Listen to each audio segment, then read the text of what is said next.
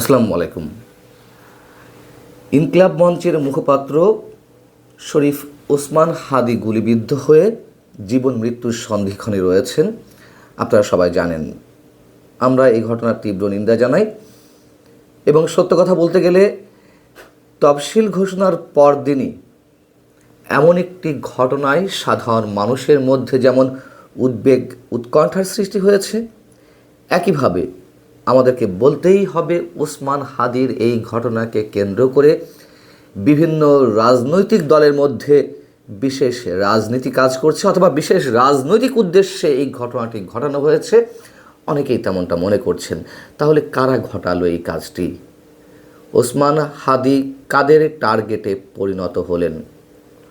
সরাসরি যারা তার বিরোধিতা করছে তাদের টার্গেটে, নাকি বিশেষ কোনো কারণে তাদের মনোভাবাপন্ন, অর্থাৎ ইনকিলাব মঞ্চের মনোভাবাপন্ন অনেক দল, অনেক সংগঠন রয়েছে, তারা বিশেষ কোনো উদ্দেশ্যে এটি ঘটিয়েছে? যেটি ঘটুক না কেন, ঘোলা জলে যে মাছ শিকারের চেষ্টা করা হচ্ছে এটি স্পষ্ট। এবং এই ঘটনাকে কেন্দ্র করে উপদেষ্টা পরিষদের সদস্যরা জরুরি বৈঠকে বসেন, কি করা যায়, কি করতে হবে ইত্যাদি ইত্যাদি বিষয়ে।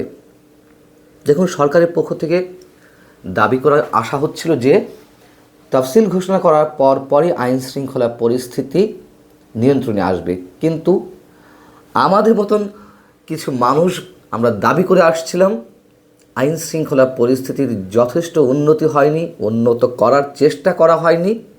যেগুলো করা হয়েছে সেগুলো কেবলই আইওয়াশ, এবং নিঃসন্দেহে তফসিল ঘোষণার পরপরই দেশে ভয়ঙ্কর কিছু ঘটে যাবে। অনেকে বড়সড় ব্লাডশেডের আশঙ্কা করছিলেন। ওসমান হাদি কি তারই সিমটম? জামায়াতের আমির ডাক্তার শফিকুর রহমান তিনি কি বলছেন আমাদের কাছে একটু আমাদের বিবেচনায় নেওয়া দরকার। তিনি বলছেন, কেউ যদি আবার বাংলাদেশে নতুন করে ফ্যাসিজম বা সন্ত্রাসের রাজত্ব কায়েম করতে চান, তাহলে খুব দেরি হবে না, যথাযথ জবাব পেয়ে যাবেন। জনগণ সব ষড়যন্ত্র রুখে দেবে। জামায়াতের আমির বলছেন, কাউকে এ ধরনের নোংরামি করার সুযোগ দেওয়া হবে না। বাংলাদেশের মাটি কারো বাপ দাদার জমিদারি নয়, এটা 18 কোটি মানুষের সম্পদ। এবার বুঝুন বিষয়টি কি ঘটতে যাচ্ছে, কাকে হুঙ্কার দিলেন জামায়াতের আমির। এখন তো আর এই মুহূর্তে আওয়ামী লীগ তো আর রাজপথে নেই যে তারা ফ্যাসিজম কায়েম করবে বা ফ্যাসিজম কায়েমের জন্য তাদের সামনে উর্বর ভূমি রয়েছে। তিনি নতুন করে ফ্যাসিজম কায়েমের চেষ্টা, নতুন করে কারা ফ্যাসিজম কায়েম করার জন্য আসতে পারে সেটি স্পষ্টত ইঙ্গিত দিয়েছেন এবং আমরাও বুঝতে পারছি। আরেকটু খুলাসা করা যাক। ঢাকা 8 আসনের প্রার্থী বিএনপি দলীয় সংসদ সদস্য প্রার্থী বর্ষিয়ান রাজনীতিবিদ মির্জা আব্বাস, তিনি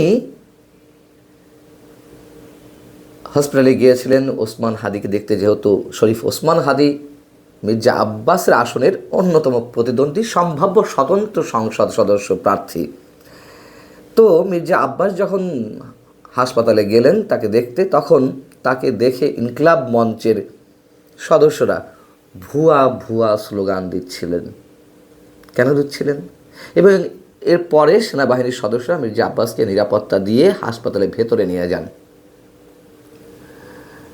তারপরেও ইনকিলাব মঞ্চের নেতাকর্মীরা নানান ধরনের স্লোগান দিচ্ছিলেন। ইনকিলাব মঞ্চের সদস্য সংখ্যা বা নেতাকর্মীর সংখ্যা যাই হোক না কেন, দিচ্ছিলেন। আসুন আরও একটু স্পষ্ট হই, জামায়াতের আমির কাকে বোঝাচ্ছে বা একটা পক্ষ কাদের উপরে দায় চাপানোর চেষ্টা করছে।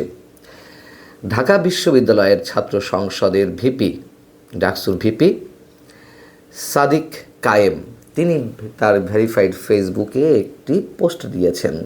কি লিখেছেন? ওসমান হাদিকে গুলি করা হলো, চাঁদাবাজ ও গ্যাংস্টারদের কবল থেকে ঢাকা সিটিকে মুক্ত করতে অচিরেই আমাদের অভ্যুত্থান শুরু হবে। রাজধানীর ছাত্র জনতাকে প্রস্তুত থাকার আহ্বান জানাচ্ছি। আর কিছু বোঝা বাকি থাকে? কাদেরকে বোঝানো হচ্ছে জামাত শিবিরের পক্ষ থেকে? আবার আরও অনেক ধরনের পক্ষ আছে, আমি আসছি। মহিউদ্দিন কাশেমী নামে একজন লিখছেন, যারা এই জুলাই অভ্যুত্থানের নেতাকর্মীদের অন্যতম বা সমর্থক একজন মহিউদ্দিন কাশেমী, তিনি বলছেন ওসমান হাদির কিছু হলে, মানে তিনি ধরেই নিয়েছেন যে হাদি বাঁচবেন না, তার কিছু হলে ঢাকা ৮ আসন থেকে জুলাইয়ের master mind DUCSU VP Abu সাদিককে এমপি হিসেবে দেখতে চায়। আচ্ছা, এটা তো গেল বিএনপির উপরে দায় চাপানোর এক ধরনের চেষ্টা। এবার আসুন সরকারি উপদেষ্টা পরিষদের কেউ কেউ কি বলছেন আগ বাড়িয়ে। মোস্তফা সরওয়ার ফারুকী সংস্কৃতি বিষয়ক উপদেষ্টা, তিনি বলছেন, তার ভেরিফাইড ফেসবুক পেজে লিখছেন, গণহত্যার দায়ে কনভিক্টেড হাসিনা ভারতে বসে একের পর এক খুনের হুমকি দিচ্ছিল গত কিছুদিন ধরেই, আর আজকে গুলিবিদ্ধ হলো ওসমান হাদি। এর আগে হাদি বহুবার ভারতীয় নাম্বার থেকে খুনের হুমকি পেয়েছেন। আমরা এখনও নিশ্চিত জানি না কে বা কারা এটি ঘটিয়েছে। যারাই ঘটাক, এটার মূল্য তাদেরকে দিতে হবে।